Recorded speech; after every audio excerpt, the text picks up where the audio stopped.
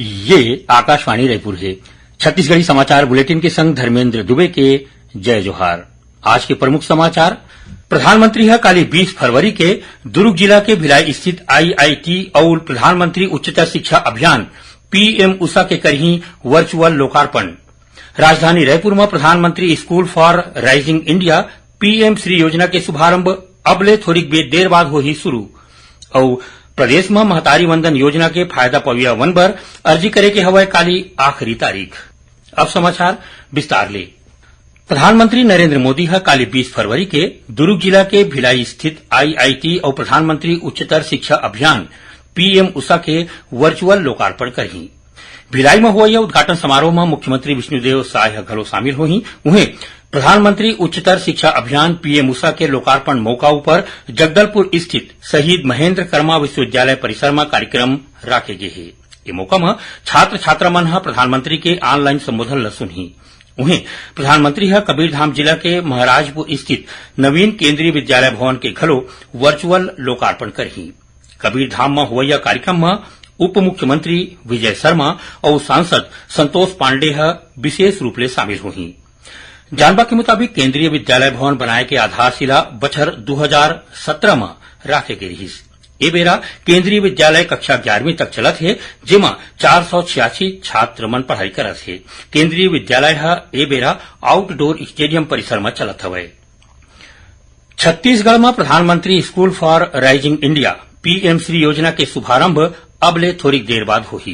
रायपुर के पंडित दीनदयाल उपाध्याय ऑडिटोरियम में हुआ एक कार्यक्रम में केंद्रीय शिक्षा मंत्री धर्मेंद्र प्रधान मुख्य अतिथि होही, तो उन्हें मुख्यमंत्री विष्णुदेव साय कार्यक्रम के अध्यक्षता करही। कार्यक्रम में अति विशिष्ट अतिथि के रूप में स्कूल शिक्षा मंत्री बृजमोहन अग्रवाल शामिल हुई। जानवा के मुताबिक केंद्र सरकार राष्ट्रीय शिक्षा नीति 2020 के तहत देश भर के 14,500 सरकारी स्कूल मन ला PM श्री योजना में अपग्रेड करे जाते। इस योजना के तहत प्रदेश के 211 स्कूल मन के चयन पहली चरण में करे गए है। स्कूल के छात्र मन ला व्यावसायिक शिक्षा और यहाँ के उद्योग मन के संग इंटर्नशिप और उद्यमिता के मौका ले जोड़े जाही। राज्य शासन विभागीय खरीदी ऊपर रोक लगा दे है। इस बारे में वित्त विभाग जम्मो विभाग मन ला निर्देश जारी करके कहे है कि अवैया 29 फरवरी के बाद कोनो भी प्रकार की खरीदी नहीं करे जाए। फिर कोनो खरीदी ला एखर ले अलग राखे गए है। जारी निर्देश में कहे गए है कि वित्तीय बछर के आखिरी महीना में कतकोन विभाग डहार ले जल्दबाजी में सिर्फ बजट के उपयोग करे बर जिनिस मन के खरीदी करे जाथे। एखर ले शासन के ऊपर फालतू खर्चा बढ़ जाथे। एकरे सेती चालू सत्र के बजट में प्रावधान करे गए है कि खरीदी ऊपर 29 फरवरी के बाद रोक लगाया जाए। निर्देश में कोनो कामकाज ला ए आदेश के दायरा ले बाहिर रखे गए है, जेमा केंद्रीय क्षेत्रीय योजना, केंद्र प्रवर्तित योजना, विदेशी सहायता प्राप्त परियोजना, केंद्रीय वित्त आयोग के अनुशंसा ले मिले अनुदान, नाबार्ड पोषित योजना सिडबी, राष्ट्रीय आवास बैंक और विशेष केंद्रीय सहायता पोषित परियोजना के कामकाज पर खरीदी करे जाए जिनिस शामिल है। एकर अलावा जेल, अस्पताल, छात्रावास और आश्रम में भोजन, कपड़ा, दवाई मन के खरीदी और पोषण आहार बर आंगनबाड़ी केंद्र मन में दे जाए खाद्यान्न के खरीदी बर दे जाए जिनिस घलो ए दायरा ले अलग राखे गए है। प्रदेश में महतारी वंदन योजना के फायदा पवैया मन बर अर्जी करे के काली आखिरी तारीख है। अर्जी भरे के काम पाछू 5 फरवरी ले चलत है। प्रदेश में अब तक 69,39,000 ले ज्यादा अर्जी मिल चुके हैं। राज्य शासन डहार ले ए योजना पर ऑनलाइन और ऑफलाइन दोनों माध्यम ले अर्जी ले जाते।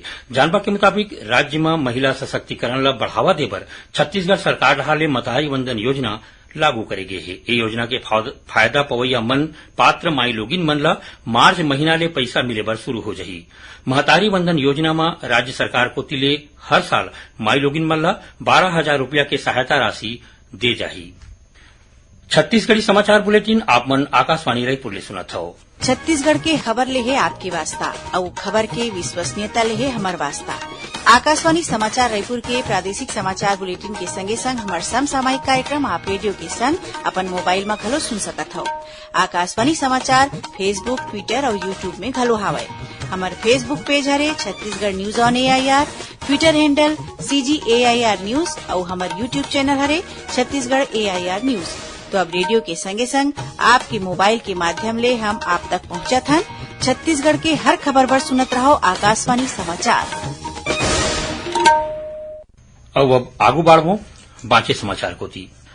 प्रदेश के जम्मू नगरीय निकाय मन के निगम आयुक्त और मुख्य नगर पालिका अधिकारी मन हफ्ता में 3 दिन वार्ड मन के निरीक्षण करही। ए बारे में नगरीय प्रशासन विभाग दिशा निर्देश जारी कर दे है।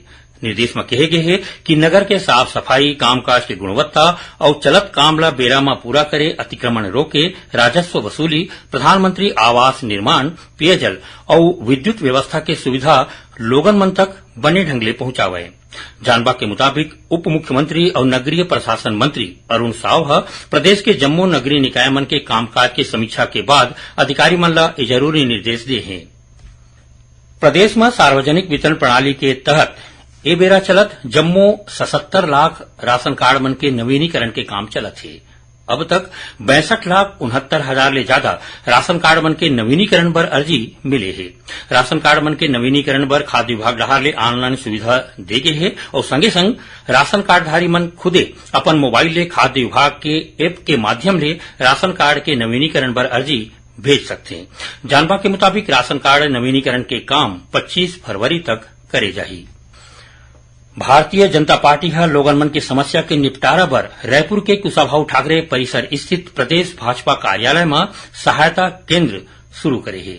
आज वन मंत्री केदार कश्यप आम लोगन और पार्टी कार्यकर्ता मन के समस्या ला सुनिन और उखर निपटारा करे के आश्वासन दिन। जानबा के मुताबिक सहायता केंद्र में हफ्ता में 5 दिन आने मंत्री और भाजपा पदाधिकारी मन बैठ के आम लोगन और कार्यकर्ता मन के समस्या ला सुनही। एखर बर मझनिया 2 बजे ले संझा 5 बजे तक बेरा तय करे गे है। आयकर विभाग डहार ले कांग्रेस के बैंक खाता फ्रीज करे के विरोध में पार्टी के पदाधिकारी और कार्यकर्ता मन आज प्रदेश के जम्मू जिला मुख्यालय मन में धरना प्रदर्शन करीन। राजधानी रायपुर में पूर्व विधायक धनेन्द्र साहू, अनिता शर्मा, महापौर एजाज ढेबर और शहर कांग्रेस अध्यक्ष गिरीश दुबे के संगे संग बड़ संख्या में पदाधिकारी और कार्यकर्ता मन शामिल हुईन। धरना प्रदर्शन के बाद आयकर आयुक्त ला ज्ञापन सौंपेगी। बीजापुर जिला में स्वामित्व योजना के तहत 169 ग्राम पंचायत मन के ड्रोन सर्वे करे जाही। जिला कलेक्टर अनुराग पांडे बताइन कि ये काम केंद्र सरकार डहाले गांव तरी वाले जगह में भूइया मन के राजस्व रिकॉर्ड ला औ बने ढंग ले प्रमाणित करे के उद्देश्य ले कराया जाही।